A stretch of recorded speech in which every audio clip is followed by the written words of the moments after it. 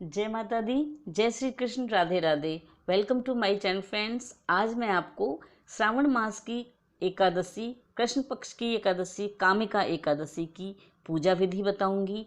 आपको व्रत की कथा भी सुनाऊंगी। तो श्रावण मास में कामिका एकादशी आती है कृष्ण पक्ष में। श्रावण मास के जो कृष्ण पक्ष की एकादशी होती है उसे पवित्रा एकादशी के नाम से भी जाना जाता है और कामिका एकादशी के नाम से भी जाना जाता है।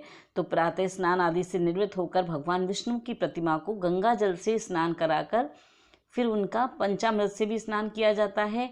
आचमन के पश्चात धूप दीप चंदन आदि से पूजा करते हैं, आरती करते हैं और उनको भोग लगाते हैं। अगर आपके पास विष्णु भगवान नहीं है तो आप लड्डू गोपाल की पूजा करें। राधा कृष्ण की तस्वीर है तो आप उसकी भी इसी तरह से पंचामृत स्नान कराकर छींटे दें और फिर उसके बाद आप भगवान की धूप दीप से पूजा कर सकते हैं। भगवान को चंदन का टीका लगाया जाता है, पीले पुष्प चढ़ाए जाते हैं और उसके बाद आप भगवान को भोग लगाएं, फलों का भोग लगाएं। व्रत में आपको अन्न नहीं खाना होता है। सभी एकादशियों की पूजा विधि कथा हमारे चैनल पर है। आप एकादशी प्लेलिस्ट में देखेंगे तो आपको सभी पूजा एकादशी की कैसे करते हैं, कहानी कौन सी होती है, सभी आपको चैनल पर मिलेंगी। अब मैं आपको कामिका एकादशी की कथा सुनाती हूँ। प्राचीन काल में किसी गांव में एक ठाकुर रहता था। एक दिन ठाकुर की एक ब्राह्मण से लड़ाई हो गई। परिणाम स्वरूप ठाकुर के हाथों में ब्राह्मण का वध हो गया। ब्राह्मण के मर जाने से ठाकुर को ब्रह्म हत्या का पाप सताने लगा।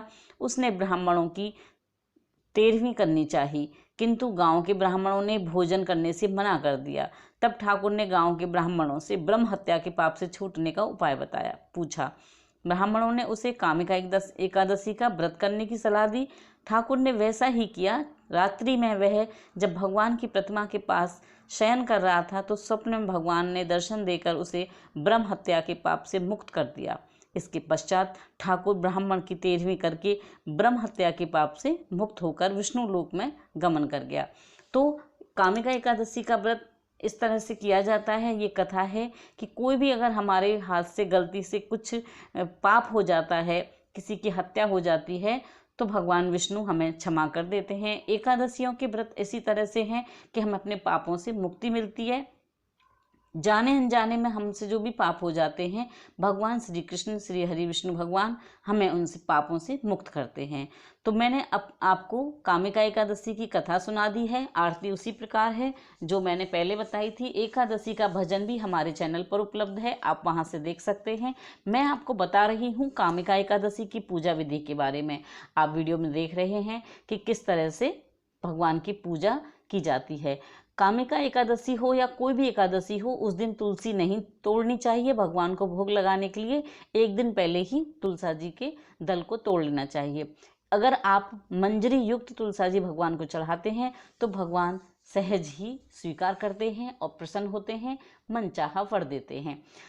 एकादशी वाले दिन आपको शयन जमीन पर ही करना चाहिए, रात्रि जागरण करना चाहिए। इतना ना हो सके तो आप मन में ओम नमो भगवते वासुदेवाय नामक जो मंत्र है हमारा, उसके जाप करते रहें। आप विष्णु सहस्त्र नाम के पाठ कर सकते हैं। मैं आपको हर एकादशी की पूजा में बताती हूँ, गजेंद्र मोक्ष का पाठ करना बहुत ही लाभदायक होता है। कथा अवश्य सुननी चाहिए। सभी एकादशियों की कथा हमारे चैनल पर है, आप वहां से सुन सकते हैं। तो आई होप कि आपको वीडियो हेल्पफुल लगी होगी। अगर आपको वीडियो अच्छी लगे तो कमेंट्स बॉक्स में राधे राधे लिखना ना भूलें। टिल देन, बाय बाय, जय माता दी।